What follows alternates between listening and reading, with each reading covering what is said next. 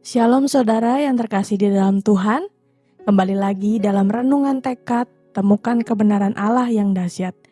Mari kita berdoa.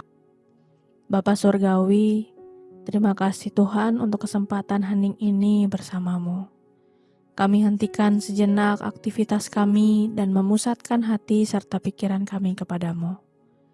Mohon kendalikan pikiran kami yang mudah berlari ke sana sini. Tuntunlah fokus kami sepenuhnya kepada kebenaran firman-Mu yang akan kami baca dan renungkan. Biarlah hanya suara-Mu yang kami dengarkan dan kebenaran-Mu yang mengisi akal budi kami. Pakailah waktu ini Tuhan untuk mengajar, menegur, menyatakan kasih, dan menguatkan iman kami. Kami rindu Tuhan untuk mengenal Engkau lebih dalam. Terima kasih Bapa, inilah doa kami. Hanya di dalam nama Tuhan Yesus kami berdoa. Amin. Renungan hari ini terambil di dalam Yohanes 4 ayatnya ke-24. Demikian bunyi firman Tuhan. Allah itu roh, dan barang siapa menyembah Dia, harus menyembahnya dalam roh dan kebenaran. Saudara-saudara yang dikasihi Tuhan, penyembahan sejati adalah permata yang hilang di gereja. Demikian perkataan seorang teolog berdasarkan pengamatannya. Terkadang kita memang begitu sibuk dengan aktivitas gereja, program pelayanan, atau bahkan musik yang megah. Tetapi kehilangan inti dari semua itu, yaitu Allah sendiri. Kita bisa hadir di gereja setiap minggu, tetapi hati kita jauh dari Tuhan. Dalam Yohanes 4, perempuan Samaria mencoba mengalihkan pembicaraan ke perdebatan soal tempat ibadah di Gunung Gerizim atau di Yerusalem.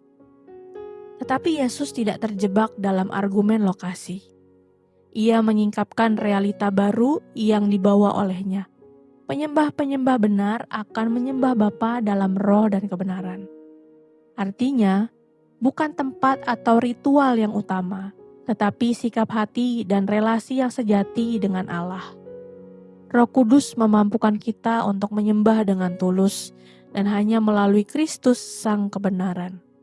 Allah mencari penyembah sejati, bukan yang sempurna, tetapi yang datang dengan hati terbuka dan percaya kepada Yesus.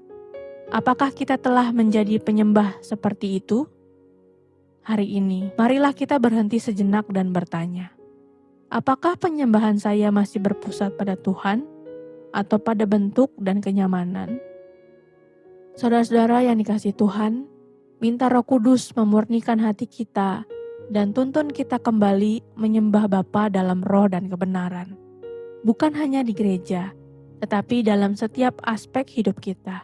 Karena hidup yang dipersembahkan sepenuhnya kepada Allah adalah penyembahan yang sejati. Mari kita berdoa.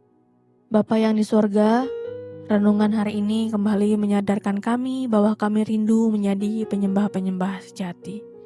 Penyembah-penyembah yang bukan mencari bentuk dan kenyamanan saja dalam beribadah, tetapi kami mau Tuhan di setiap penyembahan kami betul-betul mencari Allah. Murnikan hati kami Tuhan, dan biarlah di setiap aspek hidup kami mempersembahkan hidup kami. Terima kasih Tuhan, dan tuntunlah hidup kami untuk menjadi penyembah-penyembah yang sejati.